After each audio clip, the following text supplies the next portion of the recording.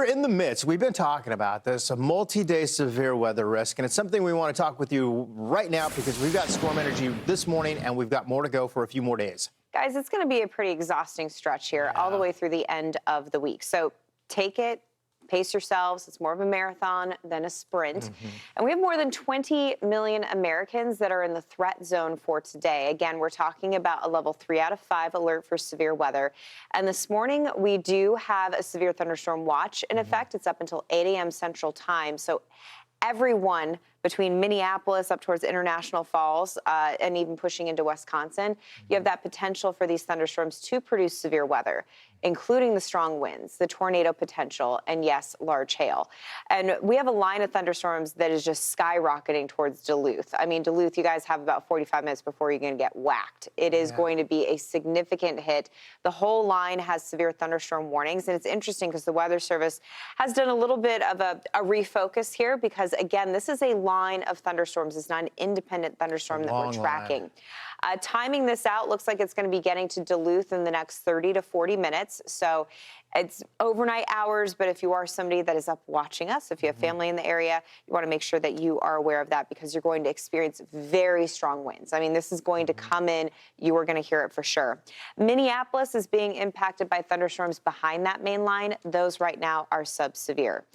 Here's where we have sit in the overnight hours. Loud, hard to sleep. We've had a tornado report. We've had strong winds reported, 97 reports in just the last 6 hours. And we still have the rest of today, tomorrow, and the next day to go. A report here of a tornado that was just outside of Watertown, North Dakota, about an hour to the west of Interstate 29. To your point, Britta, we've got a lot going on from last night through the early morning hours, more of it this afternoon when the atmosphere reignites. Look at some of these impressive wind gusts 2 days in a row. Remember, we were talking about these in North Dakota, places all the way to Oklahoma yesterday. We did it 2 days in a row. Today's threat does include the chance for tornadoes. We've got some very strong wind shear in place. Also with that comes the chance for those strong winds.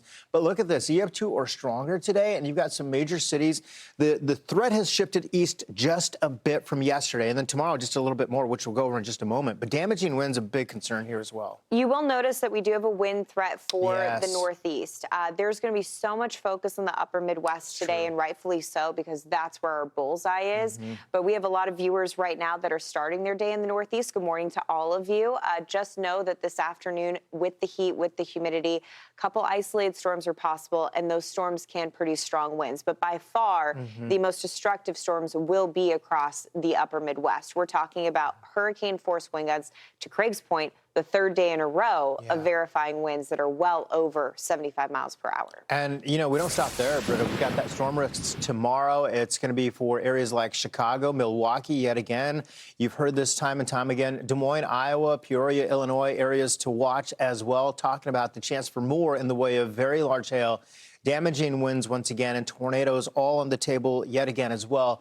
Storm Prediction Center putting this out, and notice it's only shifted east just a bit. We were talking about it. That jet and all of the energy is just creeping off to the east and giving us a lot to work with as far as heat, humidity. You'll notice we just talked about the Northeast. You are now under a level 2 out of 5 storm threat tomorrow as well. But let's focus in on these major areas across the Great Lakes into portions of the Midwest. There's the dip in the jet that I was talking about, slowly shifting over to the east. And with it, we've got a lot of the air just getting thrown down to the surface. Strong winds are in place. We've got some wind changing direction with elevation. We got a lot of energy. So everything is in place, all ingredients that we would need for all modes of severe weather, Britta, through tomorrow. We do some in the morning, but tomorrow afternoon, just like today, the storms reignite. The atmosphere recharges. Look at the wind flow here. A lot of southerly flow, right? And you'll see what we've got going on here, some converging winds. But then let's go up to 10,000 feet. Look at this, Britta. You've got a lot of locations where you've got perpendicular winds, and those with elevation, twist with elevation, gives us a good chance for some rotation with these storms. Yeah, you naturally have a twist in the atmosphere, so these thunderstorms that are building vertically are impacted by that and thus can start to turn very easily, producing tornadoes. We will have a setup here where we will see everything today, the large hail reports, but also that potential for powerful tornadoes being EF2 or stronger. It is important to note that some of these thunderstorms, because they're going to be producing such strong straight line winds, I would shelter as if it is a tornado warning. Yeah. Craig's been taking you through the timeline here just to call to your attention at 5 p.m. Those thunderstorms ahead of the main line in Michigan could also pose a severe weather threat. Yep. You know, it's those pop-up storms ahead of a main line that sometimes taking all the energy. Exactly. So don't be caught off guard by that. Chicago travel tonight is going to be really tough. We're going to have problems at O'Hare and Midway. I promise you that. So if you have these morning flights, you're probably going to do a little better in Chicago than if you have a later flight on the docket. Illinois is actually at the top of the list for tornado reports. It's a state that does see tornadoes, don't get me wrong, but it's usually not the top performer of the season, and Illinois certainly has been. There's a look at your forecast for Rockford. That's just off to the west of Chicago on I-80. And then as we look at Chicago's forecast, notice that we really see an improvement behind this whole mess. We just have to get through today and tomorrow, and then Friday is beautiful. Low humidity, low 80s, sunshine. There's definitely an eye on the prize once we get to Friday. For sure.